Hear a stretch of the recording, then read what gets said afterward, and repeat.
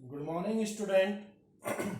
आज हम अपने 7th चैप्टर जो चल रहा है उसमें टॉपिक जो पढ़ने वाले हैं वो फास्फोरस के ऑक्सो अम्ल है। जैसे अपन ने नाइट्रोजन के ऑक्सो एसिड पढ़े थे, नाइट्रिक एसिड, नाइट्रस एसिड, ऐसे ही फास्फोरस के ऑक्सो एसिड के बारे में पढ़ेंगे।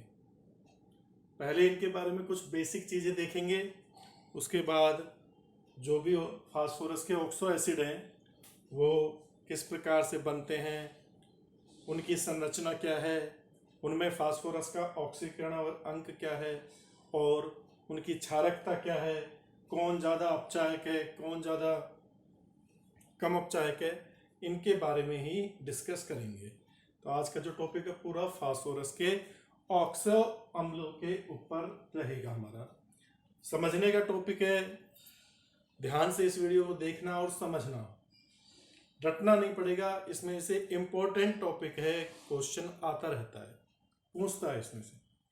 तो अपन देखते हैं पहले फास्फोरस के ऑक्सी एसिड। फास्फोरस के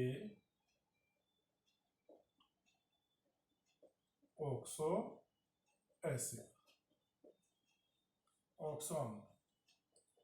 फास्फोरस के ऑक्सो अम्ल होते क्या हैं? जो कि फास्फोरस के ऐसे यौगिक या ऐसे एसिड जो स्थायी होते हैं और उनमें कम से कम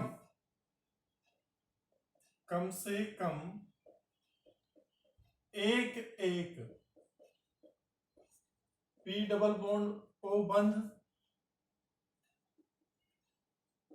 व पीओएच बंध उपस्थित हो।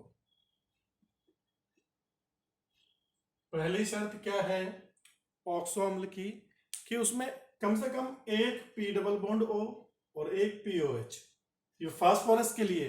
और सल्फर की बात करेंगे तो एक एस डबल बॉन्ड ओ, एक एसओएच बंध हो। सल्फर के भी ऑक्सो एसिड पढ़ेंगे अपन आगे ही। तो ये तो हो गए फास्फो ऑक्सी एसिड की डेफिनेशन, जिसमें हमारा जो ए धातु है उसके साथ एक ऑक्सीजन तो डबल बॉन्ड से हो कम से कम, और एक OH समूह है जो सिंगल बॉन्ड से जुड़ा हो।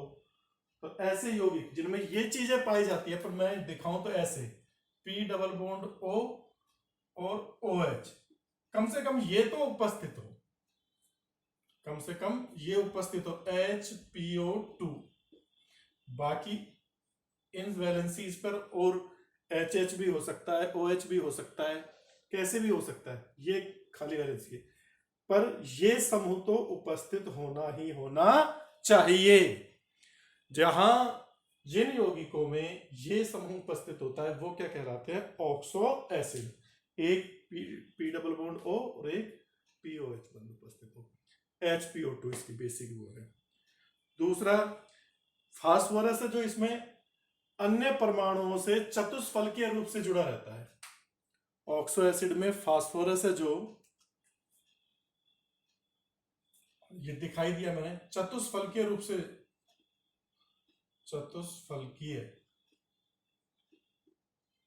रहता है। यही लिख देता हूं, ये हो गई। दूसरी चीज इनकी क्षारकता के बारे में। क्षारकता क्या होती है अगर आपको याद है तो सॉल्यूशन वाले चैप्टर में बताई थी, अम्ल की क्षारकता होती है। अम्ल की क्या होती है? क्षारकता। अम्ल की क्षारकता किसे कहते हैं?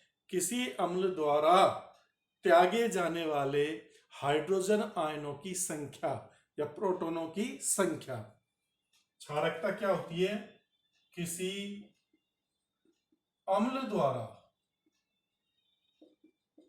त्यागे जाने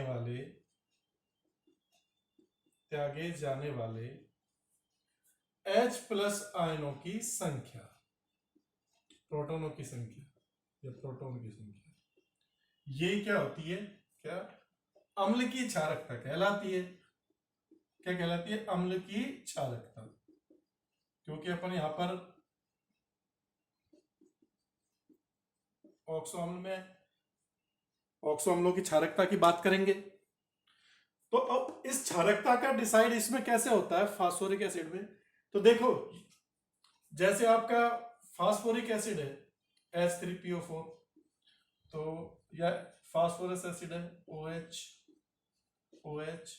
और ये H, क्या हो गया H3PO3, ये फास्फोरस एसिड है,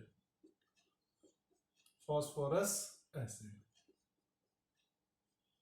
तो कोई कहता है कि बताओ इसकी क्षारकता कितनी है?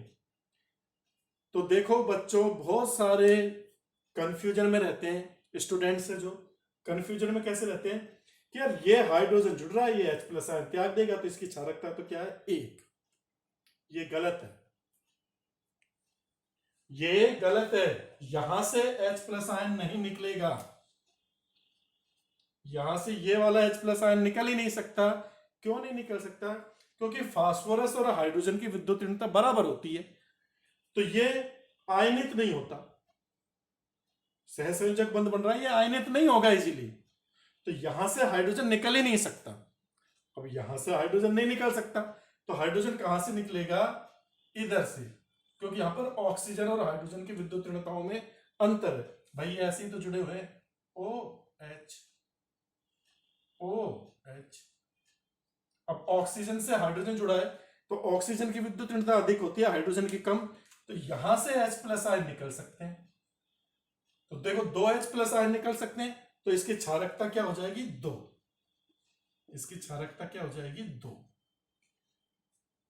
तो अब याद रखने लिए क्या चीज है, क्षारकता तो कहते तो किसे हैं, कोई अम्ल जितने H+ आयन त्यागता है वही उसकी क्या होती है क्षारकता। अब फास्फोरस अम्ल या फास्फोरस के अम्लों में, ऑक्सी एसिड में या सल्फर के ऑक्सी एसिड में, उनकी क्षारकता किससे डिसाइड होगी? OH समूह से। जितने OH समूह उपस्थित है वही उसकी क्या है क्षारकता, क्योंकि हाइड्रोजन OH समूह से निकलेगा, ना कि इस सीधी जुड़ी हुई हाइड्रोजन से। तो इस चीज को अच्छे से याद कर लेना इंपॉर्टेंट है,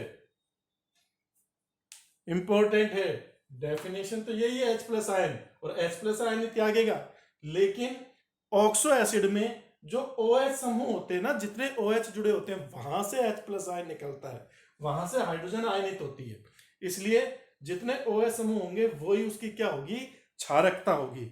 तो OH समूह गिन लो और क्षारकता का पता लग जाएगा। तो ये किसके बारे में हो गया? ऑक्सो अम्ल की क्षारकता के बारे में हो गया। जो पीएच बंध है, पीएच बंध है जो आयनित नहीं होता, ठीक है ना, इस चीज को याद रखना, पीएच बंध आयनित नहीं होता, आयनित नहीं होता, क्योंकि विद्युत ऋणताओं में अंतर नहीं है, और आयनित नहीं होता तो यहां से H+ आयन नहीं निकलेगा, ठीक है। अब और इसका देखते हैं, इसका स्क्रीनशॉट ले लीजिए यहां तक।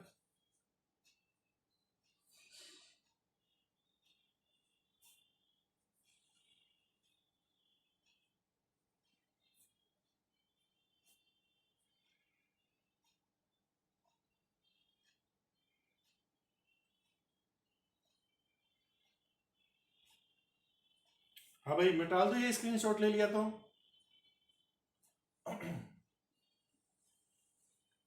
ये पॉइंटों को याद रखना है अच्छे से। अभी और चीज देखते हैं इसके बारे में। तीसरी चीज, कुछ फास्फोरस अम्लों में अपन को किनारों पर चतुष्फलक के, कुछ फास्फोरस अम्लों में पीओपी या पीपी बंध भी उपस्थित होते हैं। जब दो इस तरह से पीओपी बंध या पीपी बंध भी मिलेंगे, उपस्थित होते हैं। ये कहां पर? जहां फास्फोरस अम्ल या फास्फोरिक अम्ल के अम्ल द्विलक के रूप में पाया जाता है, दो इकाइयां जुड़ती हैं, दो इकाइयां जुड़ती हैं तो वहां पर या तो पीओपी बंध बनेगा या पीपी बंध बनेगा।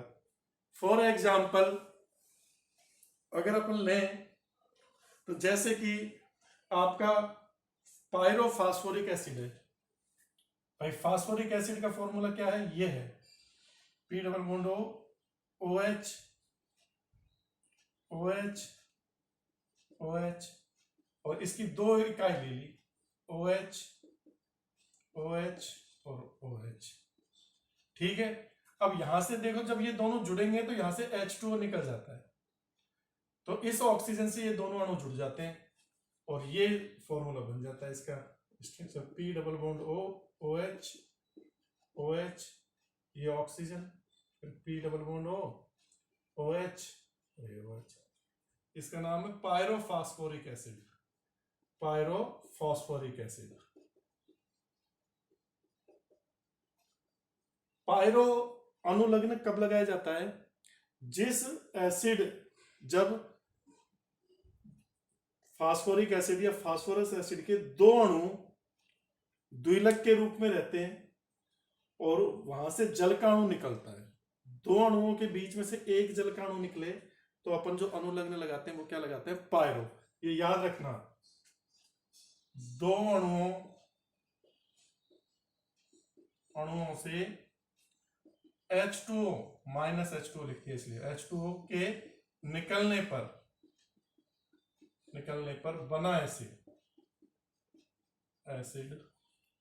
पायरो कहलाता है। ये चीजें याद रखनी है भाई। पायरो कब लगाते हैं, जब दो अणुओं के बीच दो अणु जुड़ रहे हैं और उसमें से H2O निकल रहा है। अब जिस अम्ल के दो अणु जुड़ रहे हैं वो नाम लिख दो, फास्फोरिक एसिड के लिए जुड़ रहे हैं और पायरो आगे लग जाएगा, पायरो फास्फोरिक एसिड। तो ये बंद इनमें उपस्थित होते हैं। ठीक है,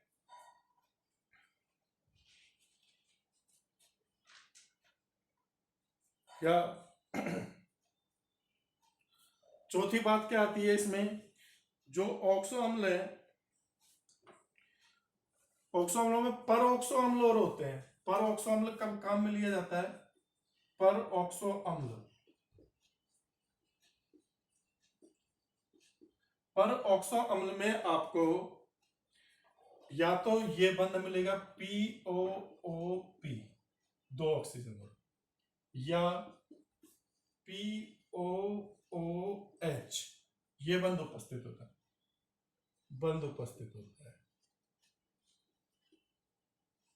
परोक्सोम में।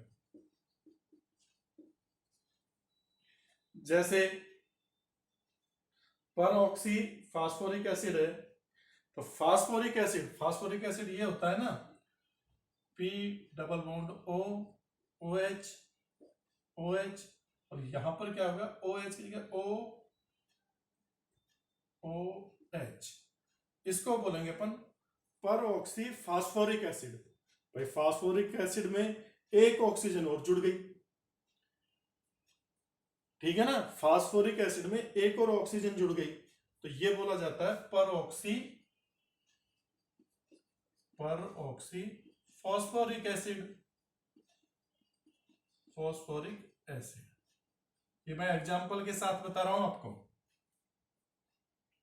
बाकी इन एसिडों को अभी अपन देखेंगे क्रम से, ये सब देखेंगे क्रम से। अभी तो मैं बेसिक जो इनकी नॉलेज है, जो चीज आपको पता रहनी चाहिए पढ़ने से पहले उनको, वो चीज बता रहा हूं तो आपको याद रहे। ठीक है भाई, ये आपके इसका भी स्क्रीनशॉट ले लीजिए।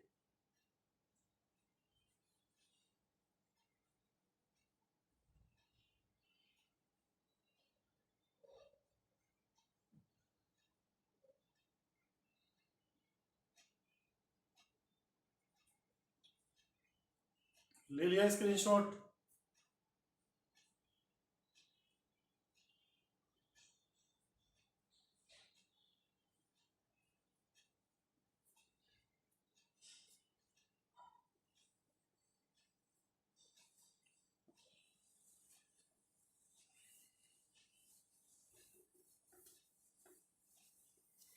अब देखिए,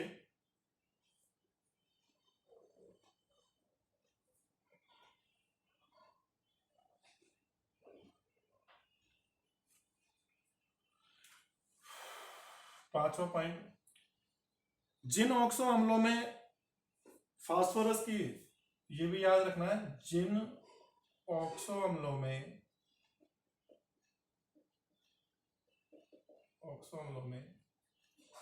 फास्फोरस की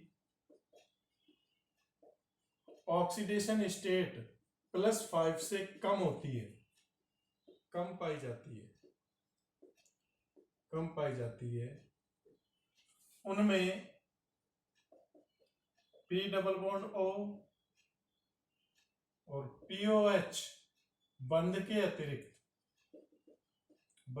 अतिरिक्त PP बंध या pH बंध पाए जाते हैं,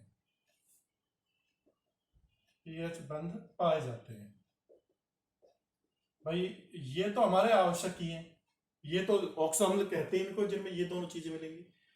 इनके अतिरिक्त ये बंध भी पाए जाएंगे, पीपी बंध, फास्फोरस बंध या फास्फोरस हाइड्रोजन बंध पाए जाते हैं, परंतु ये बंध दोनों साथ कभी नहीं पाए जाते। मतलब ऐसा कभी नहीं होगा कि उसमें पीपी बंध भी उपस्थित हो और पीएच बंध भी, लेकिन ये दोनों बंध साथ साथ नहीं पाए जाएंगे, नहीं पाए जाते, ठीक है ना।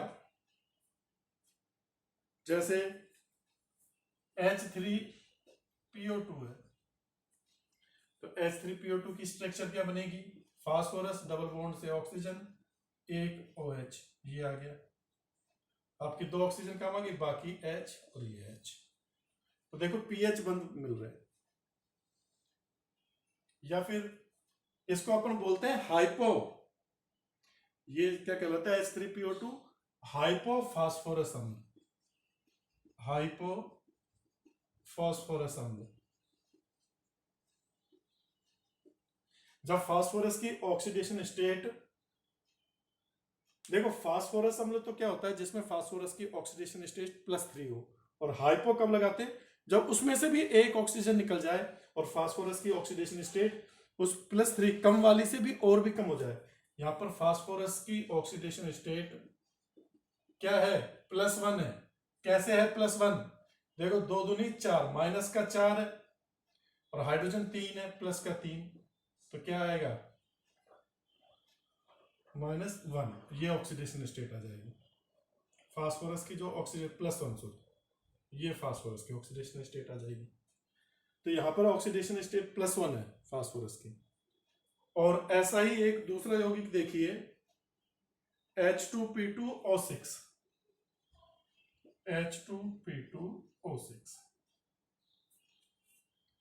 यहां पर यही काम होगा, देखो फास्फोरस डबल बॉन्ड, एक OH, यहां पर दूसरा फास्फोरस डबल बॉन्ड और एक OH, ये तो अपनी मूल संरचना हो गई। और आपके H2O6,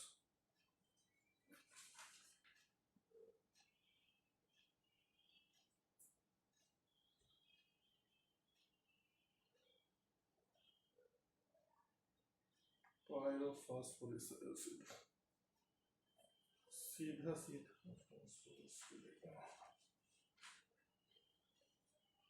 हाइपोफॉस्फोरिक एसिड बनेगा, सॉरी, तो ये H4 आएगा, H4P2O6,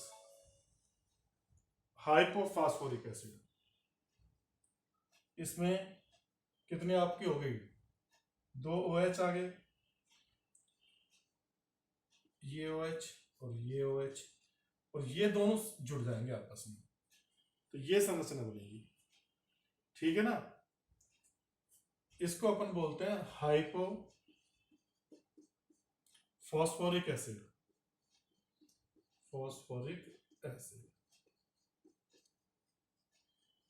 हाइपो क्यों बोला है कि इसमें आप देखो हाइड्रोजन की +4, 4 हाइड्रोजन +4, इसकी अपन को पता करनी है 2x, और 6 दूनी 12, -12, 12 में से 4 गए तो 2x बराबर क्या बचा 8, और x बराबर क्या हो जाएगा 8/2 4। तो फास्फोरस की ऑक्सीडेशन स्टेट इसमें कितनी है +4 है। फास्फोरस या तो +3 या +5 वाला ज्यादा स्थायी होता है। अब इसकी +3 की बजाय +1 हो गई इसमें, इस वजह से इसको हाइपो बोला है। ठीक है, यहां पर फास्फोरिक एसिड में कितनी होती है +5 होती है फास्फोरस की, लेकिन यहां कितनी हो गई है +4, इसलिए इसके भी आगे क्या लगा है हाइपो। तो एक चीज आपके दिमाग में आ जानी चाहिए, बैठ जानी चाहिए। क्या चीज बैठ जानी चाहिए कि जब आपकी जो स्थायी ऑक्सीकरण अवस्था है +3 और +5, उनसे भी कम ऑक्सीकरण अवस्था दिखाता है ऑक्सो एसिड, तो उन ऑक्सो एसिडों के नाम से पहले अपन क्या लगा देते हैं हाइपो वर्ड लगा देते हैं। हाइपो कब काम आएगा जब जो आपकी स्थायी ऑक्सीकरण अवस्था है उससे भी कम वाली दिखाता है, या तो +3 से कम दिखाए +1, या +5 से कम वाली दिखाए +4। तो उस स्थिति में +1 और +4 की स्थिति में अपन आगे क्या लगाएंगे हाइपो वर्ड लगाएंगे। ये आपका क्या हो गया, ये वाला पॉइंट क्लियर हो गया। इसका स्क्रीनशॉट ले लीजिए।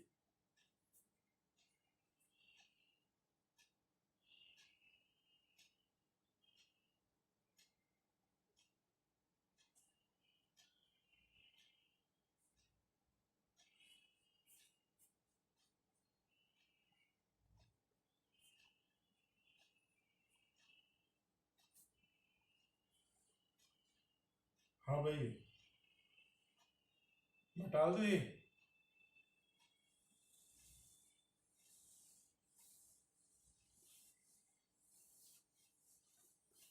अब देखिए अगला पॉइंट, अगला पॉइंट है आपका छठा पॉइंट, जिन ऑक्सो अम्लों में फास्फोरस की +3 ऑक्सीडेशन स्टेट पाई जाती है, जिन ऑक्सो एसिड में फास्फोरस की +3 ऑक्सीकरण अवस्था पाई जाती है, ऑक्सीडेशन स्टेट पाई जाती है,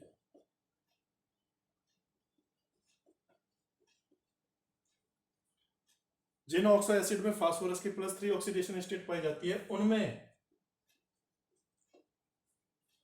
असमानुपातन की क्रिया, असमानुपातन, असमानुपातन बताया था मैंने आपको कि प्रवृत्ति पाई जाती है जब एक ही तत्व का ऑक्सीकरण हो और उसी तत्व का क्या हो अपचयन हो, तो उसे अपन बोलते हैं असमानुपातन। जैसे H3PO3 फास्फोरस एसिड है, फास्फोरस एसिड, यहां पर फास्फोरस की ऑक्सीडेशन स्टेट क्या है +3 है, और ये अपघटित होता है और ये बनाता है H3 फास्फोरिक एसिड H3PO4, और PH3 फॉस्फीन। ये रिएक्शन देखी थी फॉस्फीन निर्माण में, ये आपका फॉस्फीन, ये फॉस्फोरिक एसिड, फॉस्फोरिक एसिड, इसमें फास्फोरस की ऑक्सीडेशन इतनी कितनी है 4 दूनी 8, 8 में से 3 गए तो 5 +5, और यहां फास्फोरस की कितनी है भाई, फास्फोरस की ऑक्सीडेशन स्टेट कितनी हो गई यहां -3, माइनस में गई फास्फोरस की ऑक्सीडेशन स्टेट -3। तो देखो यहां तो बढ़ी है, +3 से +5 हुई है, तो ये तो ऑक्सीकरण, यहां तो फास्फोरस का ऑक्सीकरण हो गया, और +3 से -3 हुई है तो यहां अपचयन। तो ऐसी अभिक्रिया को अपन क्या बोलते हैं असमानुपातन अभिक्रिया। असमानुपातन रिएक्शन क्या होती है जिसमें एक ही तत्व का ऑक्सीकरण होता है वो हायर ऑक्सीडेशन स्टेट में चला जाता है। फास्फोरस की हायर ऑक्सीडेशन स्टेट +5 ही होती है, और लोअर ऑक्सीडेशन स्टेट में भी चला जाता है वही, तो ये -3 हो गई। तो एक फास्फोरस के जो 3 फास्फोरस के परमाणु हैं उनका तो ऑक्सीकरण और एक फास्फोरस परमाणु का क्या हो गया अपचयन। ये असमानुपातन की क्रिया है। ठीक है भाई, तो ये चीज भी आपको पता लग गई। +3 है जो बीच की ऑक्सीकरण अवस्था है भाई। हायर ऑक्सीडेशन स्टेट कितनी है, +5, और लोअर कितनी है, -3। तो बीच वाली है, तो बीच वाली ऊपर भी जा सकती है और नीचे भी जा सकती है, दोनों काम हो सकते हैं उसके साथ। ऑक्सीकरण भी हो सकता है और अपचयन भी हो सकता है। तो ये असमानुपातन की प्रवृत्ति दिखाता है। आगे ये चीज समझ में। अब देखिए लास्ट पॉइंट, जिस फास्फोरस में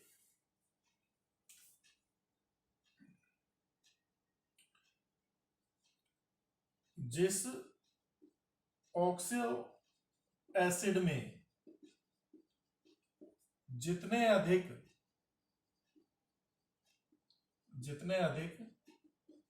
पीएच बंद होंगे, ओनली पीएच बंद की बात कर रहा हूं मैं, पीएच बंद होंगे,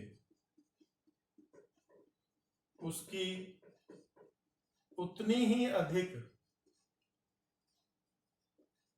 अपचायक प्रवृत्ति होगी। अपचायक मतलब वो दूसरे का अपचयन करेगा, अपचायक प्रवृत्ति होगी, अपचायक प्रवृत्ति होगी, उसकी उतनी अपचायक प्रवृत्ति होगी जितना ज्यादा वो क्या होगा, जितने ज्यादा पीएच बंद होंगे। तो जैसे AgNO3 है, AgNO3 की क्रिया हम इसके जलीय विलयन की क्रिया हाइपोफास्फोरस अम्ल से कराते हैं, जिसमें पीएच बंद रहता है, H3PO2। H3PO2 की संरचना बनाई थी ना, H3PO2 की संरचना यही होती है, P डबल बॉन्ड O, ये OH, 2 ऑक्सीजन काम में आ गई, तो बाकी ये दोनों देखो 2 पीएच बंद है, 2 पीएच बंद है तो इसकी तो अपचायक प्रवृत्ति अधिक होगी। ये क्या करेगा, इसका अपचयन कर देगा, इसको तो Ag में बदल देगा सिल्वर में, और यहां पर आपको HNO3, 4 HNO3, 4 HNO3 मिल जाएंगे, और H3PO4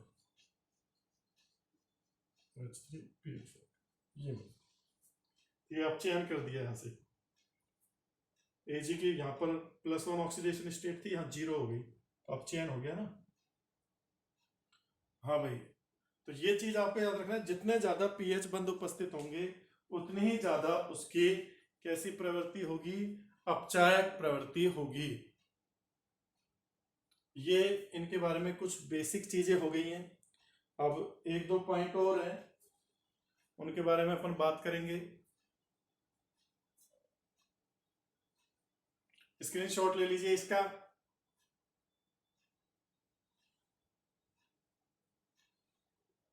ये 7 पॉइंट आपको माइंड में रखने हैं, ये 7 पॉइंट आपको क्या रखने हैं, माइंड में रखने हैं।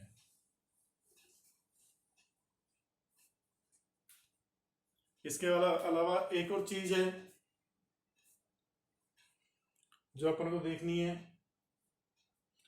क्या है वो चीज, कि अगर देखो मैंने बताया था, अगर किसी ऑक्सो एसिड के 2 अणु जुड़ते हैं और उनसे जल का अणु निकल जाता है, 2 अणुओं के बीच में से जल का अणु निकलता है, तो उसके लिए तो अपन पायरो अनुलग्न लगाते हैं, उसका क्या लगा देते हैं, पायरो। लेकिन अगर एक अणु के अंदर से, एक ही अणु के अंदर से जल का अणु निकल रहा है, तो उसके लिए जो लगाया जाता है अनुलग्न, वो है मेटा।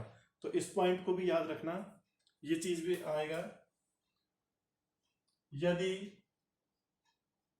एक ही या प्रत्येक अणु से, यदि ऑक्सो एसिड के प्रत्येक अणु से, मतलब इंट्रा प्रत्येक अणु से H2O का अणु निकलता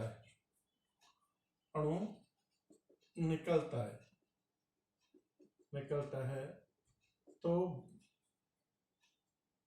बना एसिड मेटाफॉर्म कहलाता है, मेटाफॉर्म। वो पायरोफॉर्म थी, मेटाफॉर्म कहलाता है। तो पायरो और मेटा का चक्कर और हाइपो का चक्कर क्लियर हो गया। ये 3 वर्ड ही तुम्हारे ज्यादा काम में आएंगे। 3 वर्ड कौन कौन से, पहला तो देखो हाइपो, दूसरा आपका मेटा, और तीसरा पाइरो। ठीक है ना, यही वर्ड यूज में आएंगे मेन। तो हाइपो तो कम, जब ऑक्सीडेशन स्टेट +1 या +4 हो, मतलब +3 व +5 से कम ऑक्सीडेशन स्टेट हो। ऑक्सीडेशन स्टेट, अब ये मत समझना ना कि +3 है तो मैं हाइपो लगा दूं। +3 और +5 तो स्थायी ऑक्सीकरण अवस्था है, या तो +3 की बजाय +1 हो जाए, +3 की बजाय तो क्या हो जाए +1 हो जाए, या +5 की बजाय +4 हो जाए। तो अपन को आगे क्या लगाना है, हाइपो लगाना है। मतलब फास्फोरस एसिड और फास्फोरिक एसिड, इनमें से ऑक्सीजन निकल जाए, एक ऑक्सीजन निकल जाए, फास्फोरस या फास्फोरिक में से एक ऑक्सीजन निकल जाए। मेटा कब लगाना है, जब फास्फोरस एसिड या फास्फोरिक एसिड से एक जल का अणु निकले, प्रत्येक अणु से, प्रत्येक ऑक्सो एसिड से H2 -H2 हो जाए, H2 हो जाए, तो आगे क्या लगा देंगे, मेटा। जैसे तुम इसका ही देख लो, फॉर एग्जाम्पल पायरो को नीचे लिख देता हूं। मेटा वर्ड कब लगाना है, जब प्रत्येक अणु से H2, जैसे आपका फास्फोरस एसिड है H3PO3, ये कौन सा, यहां पर +3 ऑक्सीडेशन स्टेट है इसकी, फास्फोरस एसिड है, कौन सा एसिड है, फास्फोरस, फास्फोरस। इसमें से -H2O कर दो, एक जल का अणु निकालोगे तो क्या बन जाएगा, ये HPO2। तो ये आपका कहलाएगा meta form, meta form of phosphorus acid, meta form of phosphorus acid. चीजों को पकड़ो, बच्चे बहुत गलती करके आते हैं। ये चीजें बेसिक चीजें जो आपको ध्यान में रखनी है कि पायरो कब काम में आएगा, मेटा कब काम में आएगा, और तीसरी चीज पायरो जब ऑक्सो एसिड के दो अणुओं से H2O निकल जाए, -H2 होता है, दो अणुओं से। कैसे, जैसे मैं इसके दो अणु ले लूं, H3PO3 के मैंने दो अणु ले लिए, दो अणु का मतलब क्या हो गया, H6P2O6, इसमें से मैं H2 निकाल दूं तो क्या बचेगा, H4P2O5। तो ये इसकी पायरोफॉर्म हो गई, ये क्या हो गई, इसकी पायरोफॉर्म हो गई। आ गई चीज समझ में, माइंड में अब तो बैठ गई हो गई। अच्छे से देख लो, जब स्थायी ऑक्सीकरण अवस्थाओं से भी कम ऑक्सीकरण अवस्था दिखा रहा है, +3 की बजाय +1 दिखा रहा है, या +5 की जगह +4 दिखा रहा है, कम वाली फास्फोरस या फास्फोरिक एसिड में से। देखो फास्फोरस की दो ऑक्सीडेशन स्टेट होती है मुख्यतः, +3 और +5। +3 ऑक्सीडेशन स्टेट दिखाता है तो पीछे अस लगता है, इसलिए अपन बोलते हैं फास्फोरस एसिड, फास्फोरस एसिड। और अगर अधिक वाली ऑक्सीकरण अवस्था दिखाता है तो इक लगाते हैं, तो फास्फोरिक एसिड। मैंने तुम्हें 11वीं क्लास में भी बताया था, फेरस और फेरिक। फेरस कब आएगा, Fe+2 है, तो फेरिक कब आएगा, Fe+3 है। तो कम वाली ऑक्सीडेशन स्टेट के लिए तो अस लगाओगे पीछे, अधिक वाली ऑक्सीडेशन स्टेट के लिए इक लगाओगे पीछे। अब इनसे भी कम हो गई, फास्फोरस एसिड या फास्फोरिक एसिड में से एक ऑक्सीजन निकल गई, तो अपन को नाम के आगे क्या लगाएंगे, हाइपो। हाइपो मतलब कमी, एक ऑक्सीजन कम हो गई, ऑक्सीजन की कमी हो गई। मेटा जब फास्फोरस या फास्फोरिक एसिड के प्रत्येक अणु में से एक जल का अणु निकल जाए तो वो उसकी मेटाफॉर्म बन जाती है, उस एसिड की मेटाफॉर्म बन जाती है। और पायरोफॉर्म कब बनती है, जब ऑक्सो एसिड के दो अणु जुड़ते हैं और उनके जुड़ने के दौरान एक H2O का अणु निकल जाता है, तो उसकी क्या बन जाती है, मेटाफॉर्म, पायरोफॉर्म बन जाती है। ठीक है ना, सॉरी, पायरोफॉर्म बन जाती है। तो ये हाइपो मेटा पायरो का चक्कर याद रखना। अब अपन जो देखेंगे वो इनके प्रत्येक ऑक्सो एसिड के बनाने की विधि देखेंगे, उनकी संरचना देखेंगे, उनमें फास्फोरस की ऑक्सीकरण अवस्था देखेंगे और उनके क्षारकता काउंट करेंगे, उनके अपचाय गुण देखेंगे। ठीक है ना, ये जो करेंगे अपन अगली वीडियो में करेंगे। ये मैंने ऑक्सो अम्लों के बेसिक चीजें बता दी आपको, जो आपको ध्यान में रखनी है। इस चीज के बिना आप आगे, वरना आपको रटना पड़ेगा, जो एसिड्स की संरचना है ना वो रटना पड़ेगा। मेटाफास्फोरिक एसिड का सूत्र रटो या पायरोफास्फोरिक एसिड का सूत्र रटो, समझ में नहीं आएगी चीज और आप कंफ्यूजन में रहोगे, एग्जाम में गलत सलत करके आओगे। लेकिन ये चीज दिमाग में है तो आपका सूत्र गलत नहीं होगा। तो आज के लिए इतना ही काफी है।